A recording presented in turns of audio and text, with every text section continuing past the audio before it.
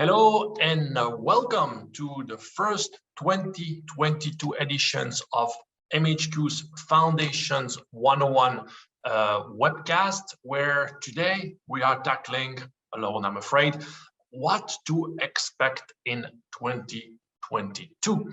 And to do so, we actually need to look at the year back. This past year has been one of sweeping legislative innovation in the private client space locally and regionally.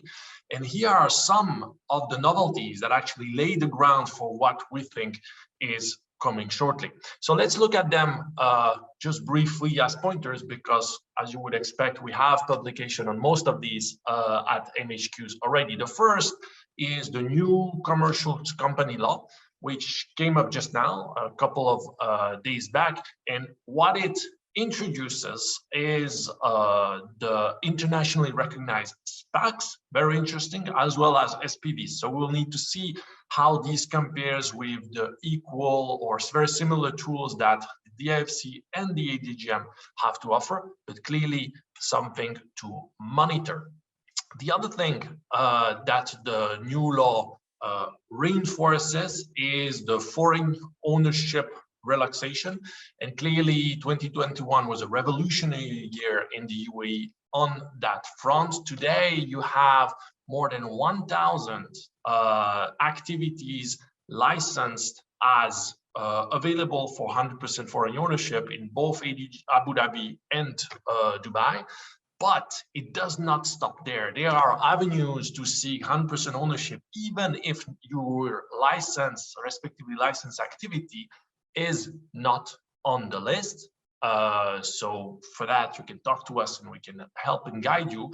And this is particularly relevant for those professional activities, typically one that has brought a lot of light on the practice are the real estate brokerages. We published on that a couple of weeks ago, and we expect there a clear trend from real estate brokerage houses to shift to LLCs, and then most likely with some legacy planning tool at the top.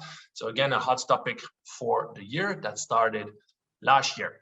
What we have seen is the introduction of a new personal status law for non-Muslims, combined with the introduction of an bilingual non-Muslim court. So this law is tackling everything that is family related, think inheritance, civil marriages, divorces. And what is important is that it does not go necessarily in front of Arabic speaking only courts, but in front of a designated court for that topic, something to closely monitor. The good news here is that irrespective of your faith and your place of origin, you now have a lot of options, both on the structuring end, but also on the planification at the family level side, as I mentioned, custody, marriage, divorces.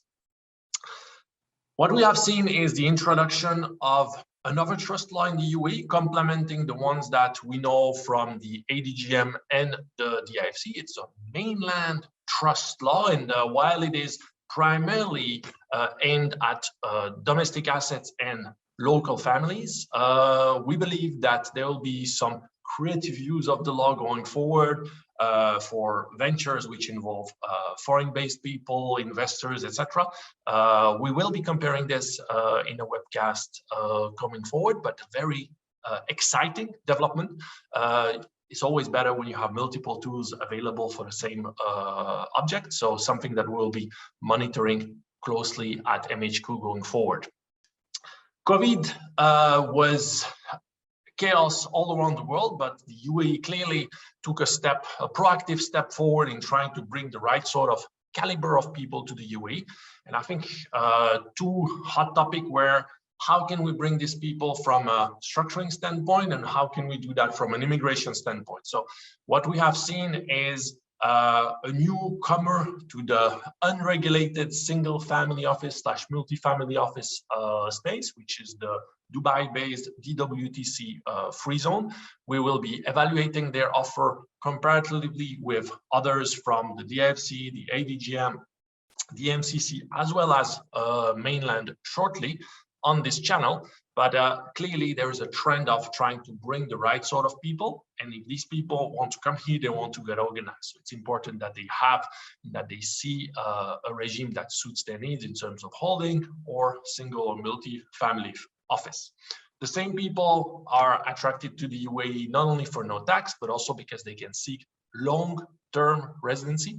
There we have seen a number of new avenues to become a resident in the UAE, be it the now famous golden visa, 10 years if for those people that qualify, green card visas, retiree visa, the threshold of which has now been lowered, and even people from abroad can apply. And if you want to know more about these visas, what you see is here in a fact sheet that we have designed and built for that, which will be refreshed in a couple of days in light of a couple of upcoming changes. So watch this space.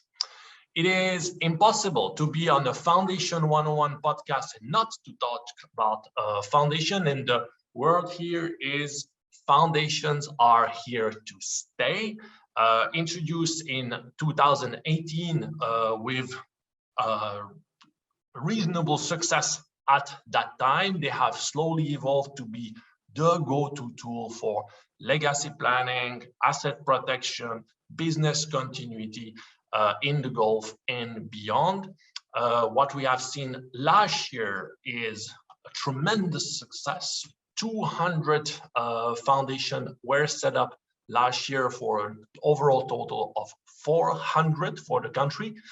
All of ADGM, DIFC, and Ras Al Khaimah, the three centers that offer foundation domestically, have now reached the 100 foundation milestone, an excellent number. So they raise appetite, and how to explain that explosive growth rate? Well, the recipe is really dynamite. It's a robust, sophisticated, highly credible yet flexible tool, and it is affordable. So no surprise that a lot of people are reassessing how they hold their local and regional assets, changing from something that would be overly complex with a cross-border element, simplifying and making their life easier with something that is equally, if not more, robust. So if you are one of these, January, February, perfect time for New Year resolution, and why not optimize your structure at the same time. So that was for the past. So what do we see as anticipated trend? Well, to continue on the foundation trend, what we expect is the number of foundation to almost double this year. We are currently expecting about 750 foundation at the end of the year.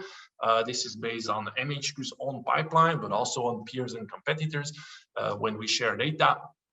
This is something that will continue and at all levels, whether ultra high net worth, entrepreneur, affluent plus, the tool is useful for everyone and can be controlled reasonably easy by anyone. So this is one trend to watch.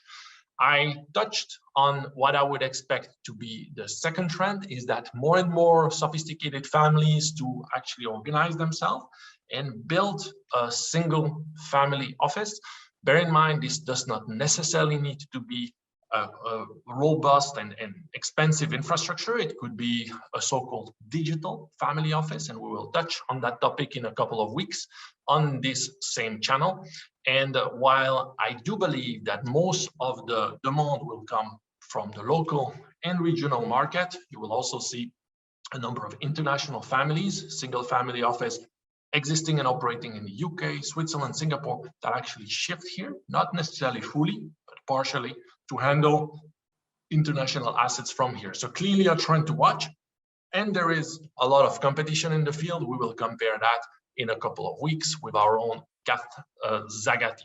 Last but not least, word on the street is that the ADGM, the financial from Abu Dhabi, is set to revisit some of its family business offering. This is a very exciting news for the entire industry, because when a regulated center like this decides to improve its offering, it's a big news, both locally, regionally, and internationally. So look out. We will be covering these changes as and when they are announced. But clearly, the UAE is not resting on its past successes, but gearing up to handle the next wave of demands, both local and international, and wants to remain where it is, which is a tier 1 financial center, a tier 1 structuring center, and at the center, a top 10 foreign direct investment jurisdiction. And we will be covering that in more in our upcoming webcast. Next week, I will be joined by Katsa Kati to talk foundations and digital assets. There's so much to say about this that we will actually split that into 2 webcasts. So join us next week for that topic. And in the meantime, it's the first webcast of the year. So happy New Year, everyone, and we'll talk to you soon. Bye-bye.